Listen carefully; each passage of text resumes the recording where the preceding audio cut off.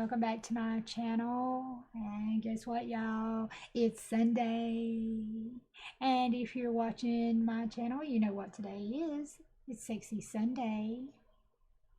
And if you're new to my channel, welcome. If you've been here with me all along, I am so thankful. I'm glad you're still here. And we are going to talk about the bustier. That's right, y'all. That thing that is too big to be a bra and too small to be a corset.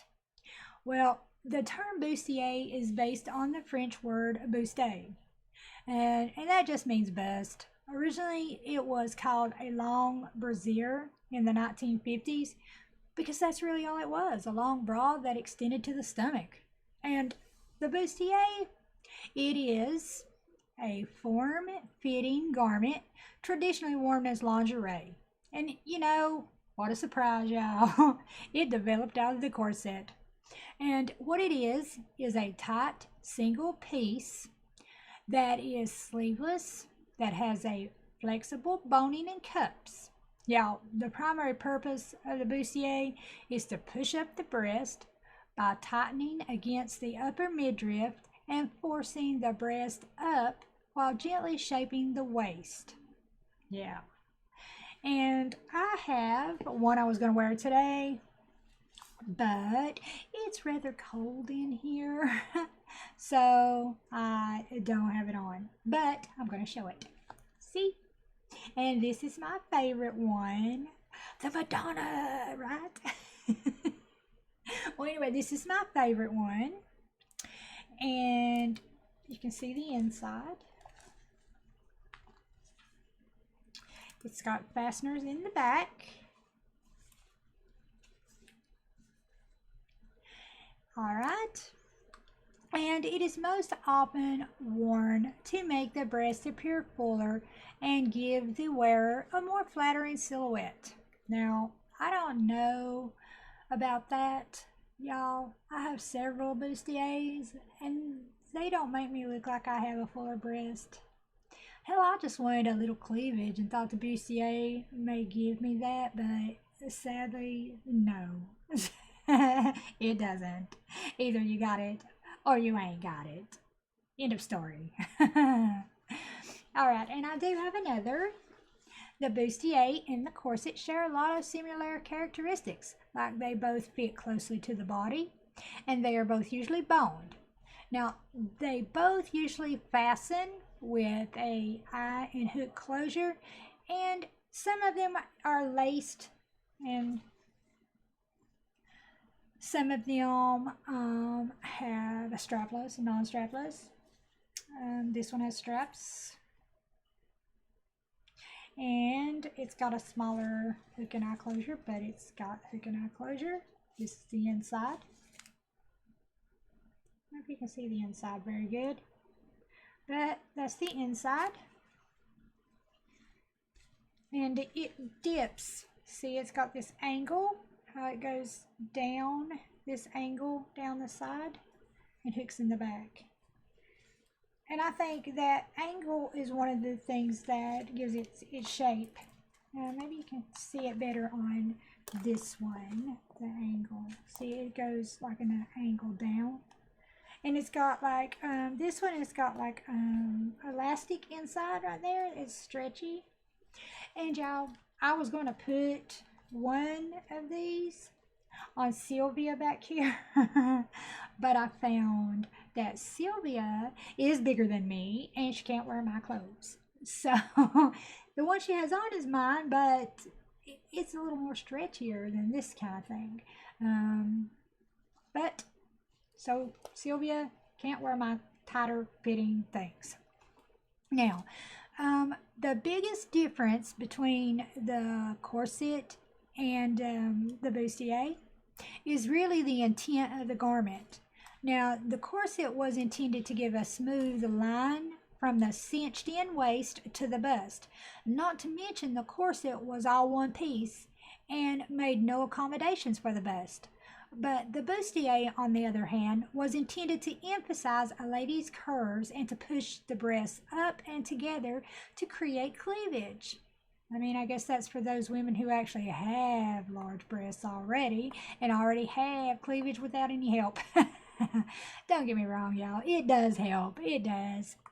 I love how it makes me look. I love my bustiers. Well, most bustiers have cup shapes built into the top to define the bust, and these resemble the push-up bra, which is also meant to boost cleavage.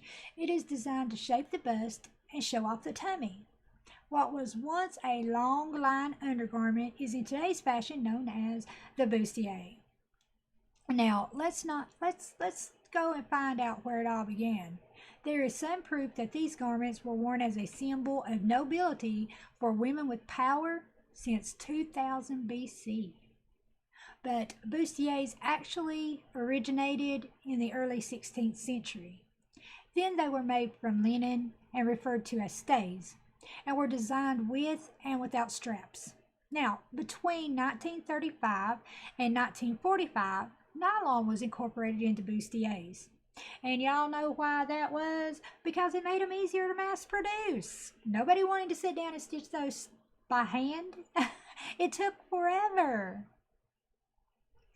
Anyway, the fashion designers of the 1950s were focused on designing long line bras that featured exaggerated, smooth, bullet shaped breasts.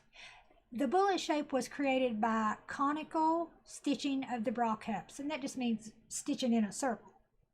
Now, Marilyn Monroe is representative of the classic pin-up sweater girl look, and that look incorporated the bullet look. And did y'all know that John Paul Gaultier created the famous bullet bustier for Madonna? And y'all, we are going to cover Madonna in a later Sexy Sunday because she was definitely the sex symbol of the 1980s. She pushed the boundaries of what was considered acceptable. You know, she pushed that sexy fashion and was truly out there when it came to being sexy. You know, back then we were just starting to show a little skin. Most people didn't do it, still didn't do it. And there were others like Cher. She's also another that pushed those boundaries of what was considered acceptable and what wasn't. But, you know, there are a few more. But Madonna was truly a sex symbol of her time. Now, what was originally used as lingerie became a fashion item during the 1980s and the 90s. You see, both corsets and bustiers have always been a form of outward expression of a person's personality.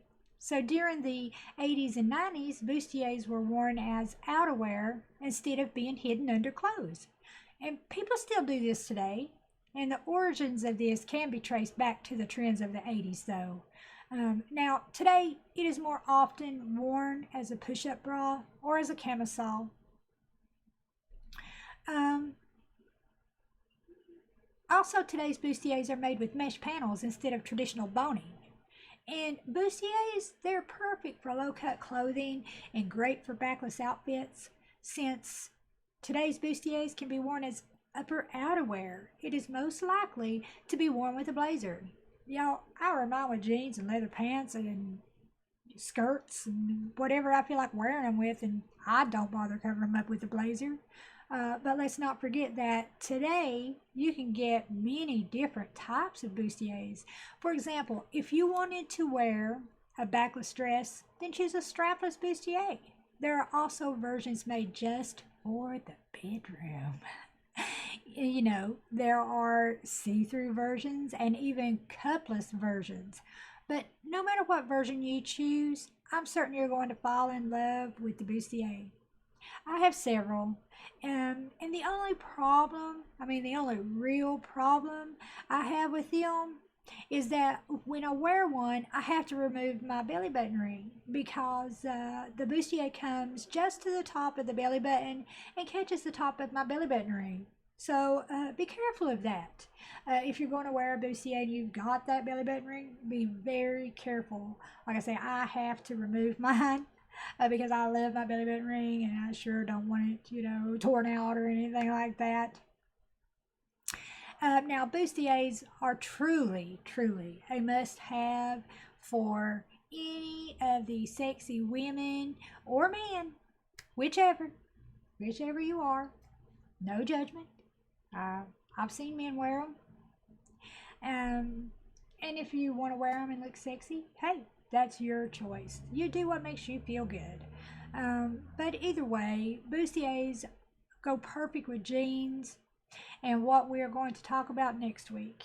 My favorite of all heels, the stiletto. I've already started my research for the stiletto. And y'all, I want you to know that all of my stuff, I do research all of my stuff. I do have it typed up because, back in my younger years, I was a little bit of a wild child, and those drugs took really done a number on my memory. So I have to write things down, or I'd be sitting up here going, because I won't be able to remember what I'm trying to explain. So I want y'all to know that, and I want to be transparent with everybody that, this is my work. I did do it. I did my research and everything. But like I said, if I didn't type up my stuff, then I would be lost when I started talking to y'all.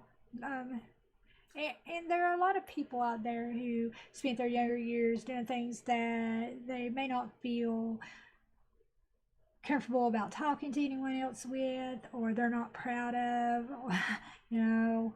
But we all get older and we see the things that we did back then that were harmless or dangerous. And that's why I type my stuff up, anyways, because I have a tendency to forget easy. But enough about me and enough about the bustier. It's short video this time because there wasn't a whole lot on the bustier. But I hope you've enjoyed what little bit I did. And next week, y'all, we are going to talk about the stiletto. Yes. And thank you guys for watching. Like and share. It's a free way to help your girl out. Subscribe if you haven't. Anyway, happy Sunday. Bye, y'all.